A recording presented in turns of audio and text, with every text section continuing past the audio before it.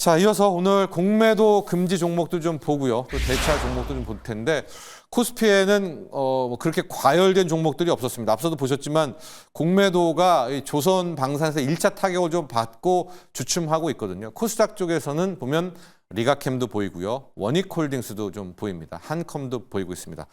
자, 이동훈 퍼스트프라임 리서치 대표, 오늘 공매도 금지 종목 거의 코스닥에 몰려 있는데요. 좀 눈여겨보고 계신 종목이 있나요?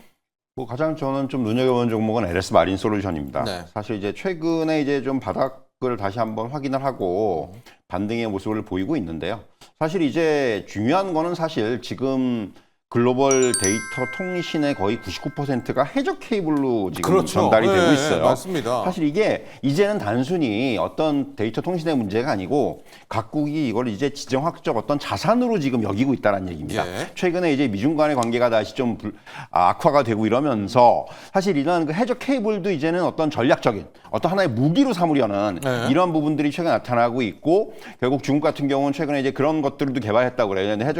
해저 케이블을 무력화시킬 수 있는 또는 이제 갖다 절단할 수 있는 이런 장치들을 개발을 해서 향후에 이제 이게 어떤 유사시에는 이런 부분들을 또 활용할 수 있는 이제 그런 얘기까지 나오고 있기 때문에 사실은 굉장히 이런 부분들이 중요하게 지금 여겨지는 그런 국면에 이렇게 말씀드릴 수가 있겠고요. 아시겠지만 LS 마린 솔루션은 과거 이제 KT 썸마린이었죠. 네. 사실 이제 해저 케이블 관련해서는 지금 그 어떤 그 포설 역량이라든가 이런 부분에서는 상당히 이제 높은 그런 기술력을 가지고 있는 상황이고, 더군다나 이제 뭐 대규모 해상 풍력이라든가 이런 쪽에 있어서의 수주에 있어서의 어떤 경쟁력을 가지고 있는 회사입니다. 그리고 그렇기 때문에 결국은 이제 LS 그룹의 어떤 지금 전반적인 이런 또 시너지 효과라는 측면도 무시할 수가 없는 부분이죠. 뭐 전력 사업이라든가 이런 네. 쪽과 관련돼서 이제 연관 지어질 수 있는 사업들이 있기 때문에 그런 부분들을 감안한다면은 LS 마린 솔루션 같은 경우는 역시 이제 최근에 이제 흐름이 약간 좋아지기 시작을 했는데, 그리고 이제 뭐 외국이라든가 기관의 매수세도 조금씩 들어오기 시작했어요. 근데 다만 이제 거래가 조금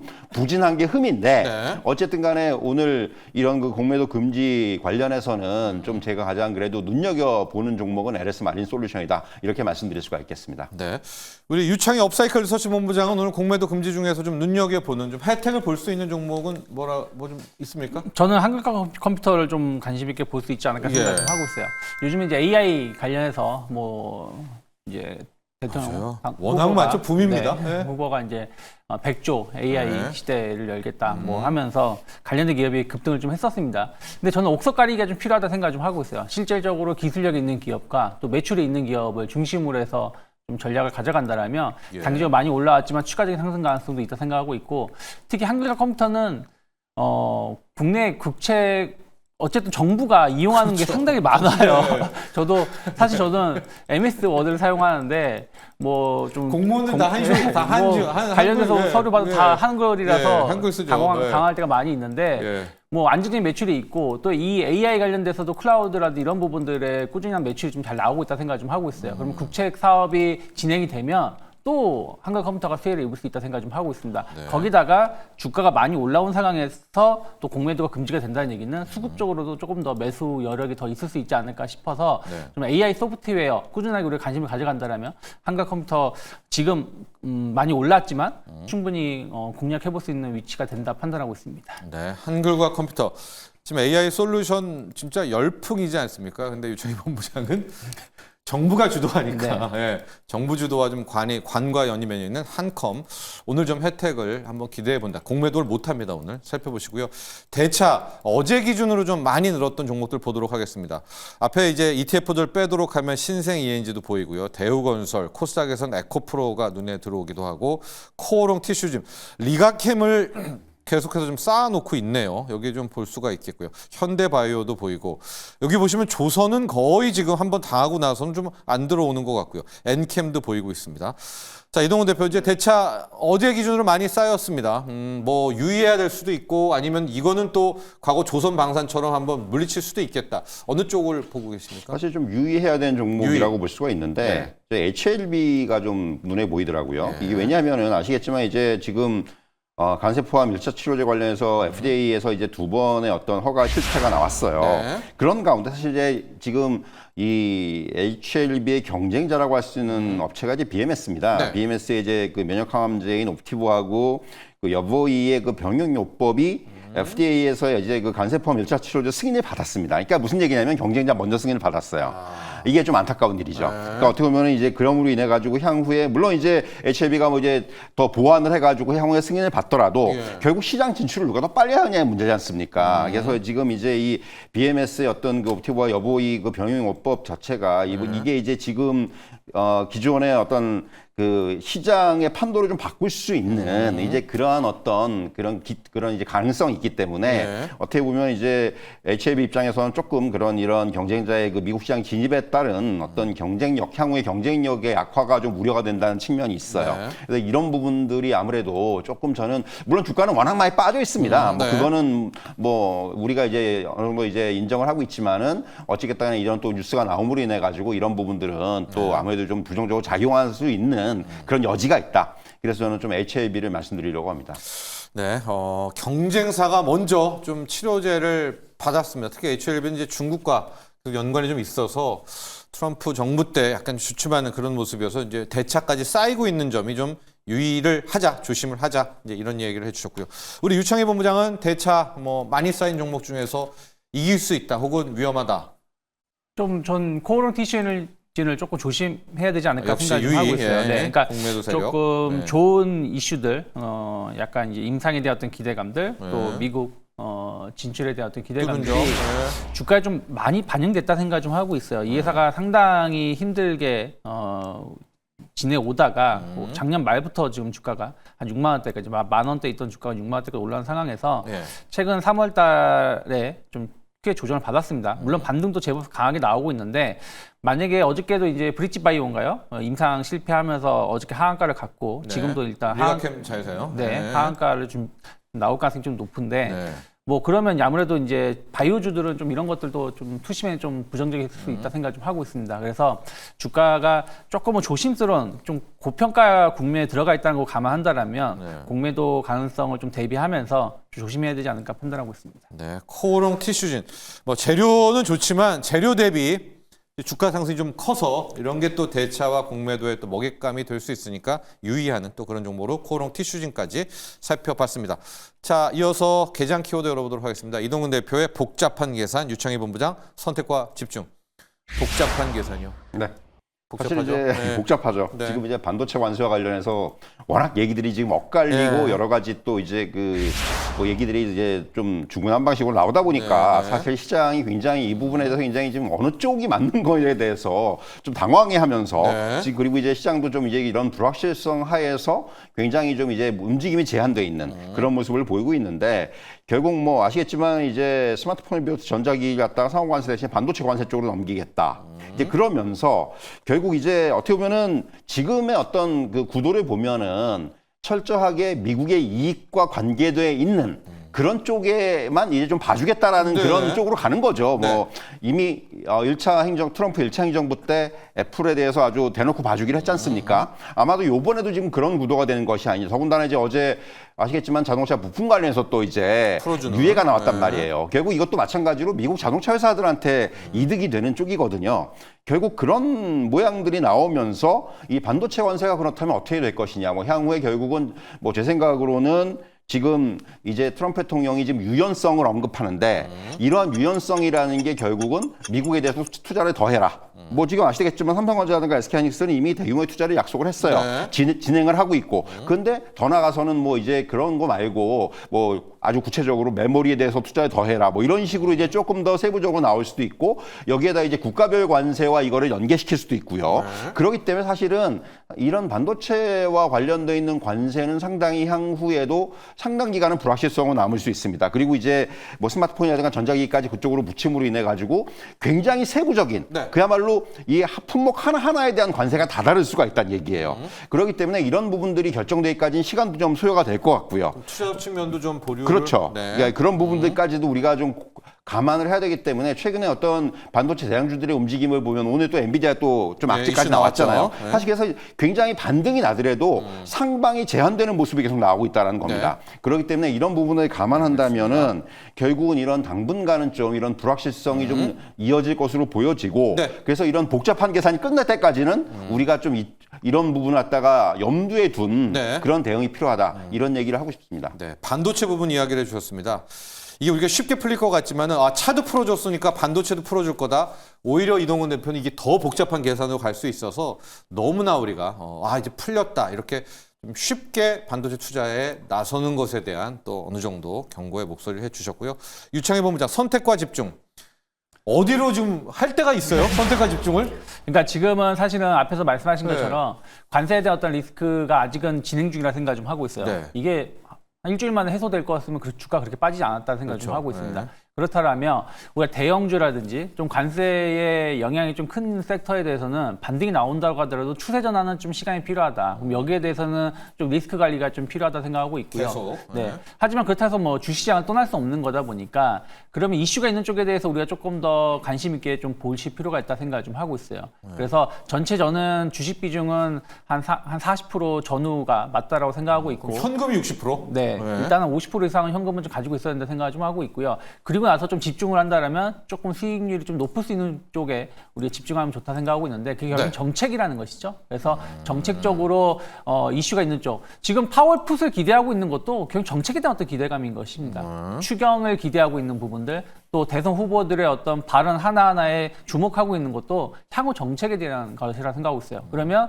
결국엔 AI라든지 저는 로봇 쪽을 봐야 된다 생각하고 있는데 AI는 AI 소프트웨어가 최근에 좀 많이 올라왔기 때문에 저는 앞으로 AI를 본다라면 AI하고 바이오가 접목된 거 그래서 AI 신약 개발 쪽에 강점이 있는 기업을 중심으로 해서 좀 관심 있게 보시면 좋겠고 네. 로봇을 본다라면 예전의 로봇보다는 최근에 좀 주목받고 있는 뭐 휴머노이드라든지 또 감속기 이런 쪽에 강점 있는 기업으로 해서 좀 집중해서 선택을 해서 대응하시면 그래도 조금 낫지 않을까 판단하고 있습니다. 네. 자, 선택과 집중은 우리만의 정책 관련주 또 이야기를 해주셨습니다. 아마 그게 AI 솔루션도 지금 우리만의 이야기로 좀 계속 가고 있는데 AI 의료 쪽. 그러니까 솔루션은 좀 약간 많이 고평가됐다. 네. 이렇게 의견을 주셨습니다. 자, 지금 시장 상황 놓고 보면은요. 코스피는 약보합이고요. 코스닥도 약보합 상황입니다. 수급 쪽 외국인들이 좀처럼 사지 않는데 오늘도 안 삽니다. 물론 이제 매도량은 줄었긴 하는데 순매수 전환이 아직 쉽지 않아 보입니다. 자, 이동근 변호사 장초에 들려왔던 엔비디아의 중국에 대한 칩 금지 이 보도 백악관이 오피셜이 안 나와서 그런가요? 지금 보면 하이닉스도 물론 빠지긴 빠지는데 엔비디아만큼은 안 빠지고 있어요. 한 2% 정도 하락이고 물론 이제 소부장 쪽은 상당히 좀 힘들어 보이는데 뭐 결과적으로 몇 시간 있다가 얘기해 주겠죠. 보도는 나왔으니까요. 네. 어떤 식으로 좀 결론이 나고 이 반도체 소부장들의 투자 전략은 어떻게 해야 될까요? 사실 이제 뭐 앞서 시간에도 이제 비슷한 네. 주제를 좀 다룬 것을 내가 지금 이제 네네네. 시청을 했는데 사실은 이제 그런 얘기입니다. 결국은 이제 엔비디아 일단 H20과 관련해서 그러니까 이거는 결국은 미국의 보복이죠 다시. 네. 그러니까 중국이 이제 보잉 관련해서 인도 금지라든가 이런 네. 거를 내리면서 히토류 전화도 안 하니까. 이런 네. 부분들에 대해서 이제 미국이 어떻게 보면 좀 더 세부적으로 타겟팅을 했다는 말씀을 드릴 수가 있을 것 같습니다. 근데 이제 결국은 이것도 저는 뭐 이것이 어떤 진짜 보복을 위한 보복이라기보다도 협상을 위한 그런 카드라고 보여지고요. 엔비디아가 이제 미국의 대규모 이제 또 투자를 얘기를 했는데도 불구하고 사실 이런 결정을 내렸다는 부분 자체가 저는 이것이 이제 오피셜로 만약에 뭐 공표가 되더라도 오래 갈 수 있는 성질의 것은 아니라고 생각을 해요, 결국은. 그리고 이제 어쨌든 간에 뭐 이제 지금 이제 H20과 관련해서 이제 벌써 이제 그 다음 버전이 나왔지 않습니까? 21이 나왔어요, 이미. 그렇기 때문에 이런 부분들은 얼마든지 또 엔비디아 입장에서는 빠져나갈 구멍이라는 건 있어요, 지금 사실은. 그렇기 때문에 그런 부분들까지 감안한다면은 하나 이것은 약간 말씀드린 대로 좀 협상에 좀 더 무게를 둔, 그러니까 빨리 이제 근데 중국은 제가 보기에는 그렇게 빠르게 뭘 지금 여기 협상을 할 의지는 없어 보여요, 사실은. 중국이 만약에 전면이라면 이따 예. 백악관이 22도 포함해가지고 전면 금지다 이렇게 나와버리면 어떻게 돼요? 그렇게 되면 이제 좀 더 문제가 복잡해지는 거죠. 네. 그렇게 되면 진짜로 이게 사태가 더 길어질 수도 있고 시장이 조금 더 충격을 받을 수 있고 만약에 그렇게 되면은 진짜 지금 주가가 여기서 반도체 주가 받는 영향이 좀 더 이렇게 단기적으로는 좀 더 커질 수가 있는 거죠. 그래서 사실은 이제 일단은 지금 백악관이 어떤 발표를 하는지를 좀 기다려 봐야 될 것 같고요. 만약에 이것이 정말로 단순히 그냥 언론의 보도로 끝난다면은 오히려 시장은 이거에 대해서 또 이제 다른 역반응이 나올 수도 그렇죠, 있어요. 그렇죠. 네. 네. 근데 이제 그것을 좀 이제 확인하는 과정. 지금 워낙에 얘기들이 서로 엇갈리고 이것뿐만이 아니라 지금 뭐 발언하는 사람들의 말마다 다 다르지 않습니까? 네. 그렇기 때문에 그런 부분들은 정말로 공식적으로 확인되기 전까지는 일단 시장이 그래서 지금 약간 눈치를 보는 게 아닌가 하는 생각이 들어요, 저는. 네. 그렇기 때문에 아직 그런 부분들까지도 우리가 염두에 둘 필요가 있고 결국은 이제 결론적으로 말씀드리면은 시장이 이런 불확실성에 너무 지금 노출돼 우리가 있다. 노출돼 있기 네. 때문에 시장이 굉장히 조심스러울 수밖에 없다. 이런 말씀을 좀 드릴 수가 있을 것 같습니다. 네.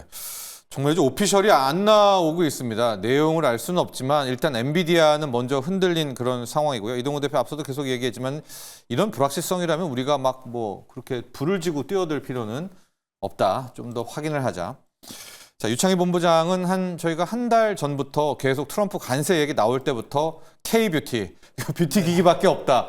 이야기를 해주셨고요. 오늘도 또 우리 유창희 본부장의 이야기대로 되고 있어요. 지금 국내 증시에서 지금 뷰티, 기기, 화장품밖에 없는, 그러니까 완전히 지금 따로 노는, 미국 관세도 네. 미국 비중이 높지 않다면서요. 네, 그쵸. 그런 얘기들 많이 나오면서 오늘도 뷰티하고 또 기기만 가네요. 네. 아무래도 이제 특히 이쪽은 경쟁이 없다라는 부분들도, 그러니까 물론 우리나라 기업끼리 어떤 경쟁은 있어도 뭐 다른 나라 국가들과 경쟁은 상당히 거의 없다 보니까 영향을 좀 덜 받고 있는 것 같아요. 그래서 오늘 같은 경우도 약간 오늘은 좀 이제 미용 의료기기 쪽은 좀 작은 기업들, 뭐 원택 같은 기업이 6% 정도 상승을 좀 하고 있고요.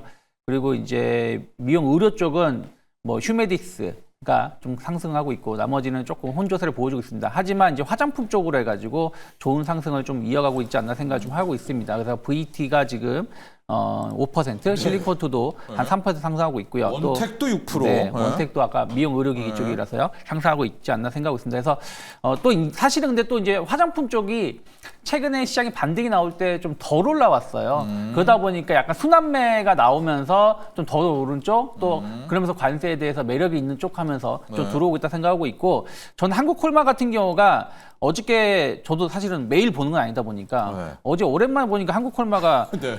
신고가더라고요. 네. 그러면서 언제 이렇게 많이 올라왔지 할 정도였는데 네. 이런 분위기라면 충분히 75,000원 작년 여름에 한참 그 선크림 관련해서 이슈가 있을 때 올라왔다가 아마존 파트너사라고 부각받고 나서 주가가 하락을 했는데 그렇죠. 지금은 그러면 이제 8만 원 이상 갈 수 있는 준비를 하고 있는 것이 아닌가. 그래서 중소형 화장품을 본다라면 한국콜마를 좀 주목해 볼 수 있는 위치가 아닐까 판단하고 있습니다. 네, 중국도 있죠. 만약에 네, 예. 중국 비중도 높은 기업이죠. 네. 네. 그래서 한국콜마 이야기를 해주셨고요.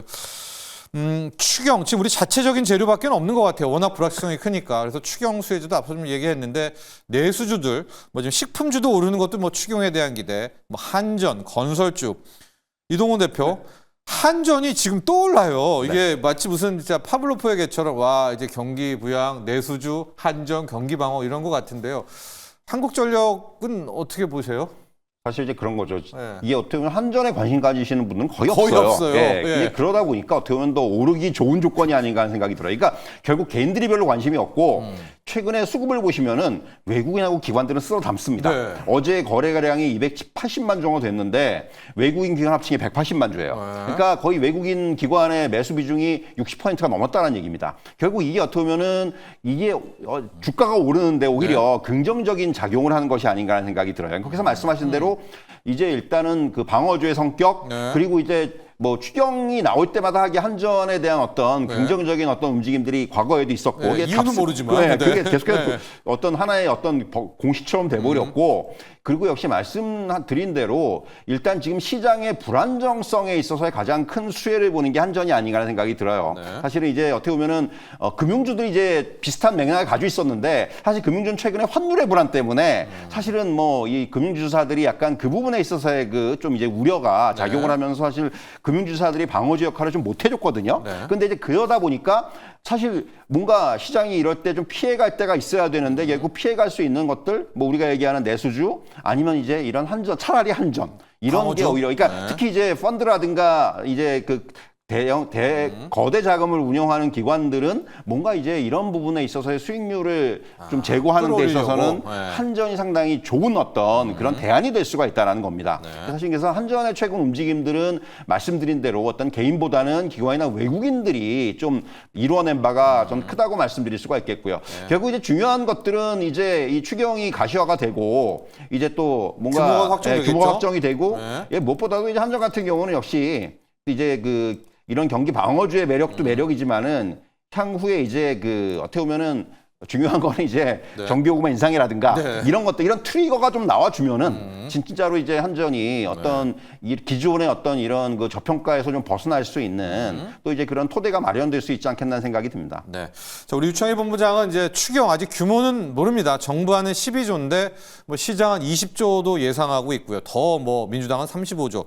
추경 수혜주라고 할까요? 뭐 내수주 첫 손에 꼽히는데 좀 보는 종목이라든가 뭐 네. 있습니까? 뭐 오늘 뭐 화장품이 상승하는 것도 뭐 그런 부분들이 있다 생각하고 겸사겸사, 있는데, 네. 네. 저는 오히려 또 이제 은행주들을 좀 관심 은행주요? 있게 볼 수 네. 있다 생각 좀 하고 있어요. 결국은 추경이라는 게 경기를 좀 진작시키기 위한 네. 것이고 또 한계 기업이라든지 또 한계 가정도 많다 생각 좀 하고 있어요. 그러면 그런 부분들이 추경이 좀 편성이 되면 금융 지원이라든지 혜택 이런 부분들이 나올 수 있기 때문에 아무래도 그런 부분들이 좀 긍정적으로 볼 수가 있고 네. 또 하나는 최근에 이제 환율이 많이 좀 안정세를 띌 수 있다 저는 생각을 좀 하고 있거든요. 예. 그런 것들도 저는 금융주, 특히 은행주들이 사실은 환율 때문에 배당을 좀 줄일 수밖에 없다라는 전망이 좀 있었는데 이런 것들이 좀 많이 완화될 수 있다 생각하고 있어요. 그래서 최근에 보면은 물론 이제 뭐 좀 더 봐야 되겠습니다만은 저점에서 많이 올라온 상승 반등이 강한 쪽을 보면은 은행주들이 상당히 많이 올라와 있어요. 그러니까 대형주 중에서 본다라면 그러면 이 흐름들이 좀 더 이어진다라면 은행주들의 의외로 좀 관심을 보일 수 있는 섹터가 될 수 있지 않을까 판단하고 있습니다. 자, 내수주의 실은 왕이 금융지죠. 항상 보면은 포지션이 가장 큰 게 금융주여서 추경 관련해서 또 취약계층, 소상공인 지원책도 있으니까 금융주를 오히려 꼽아 주셨습니다.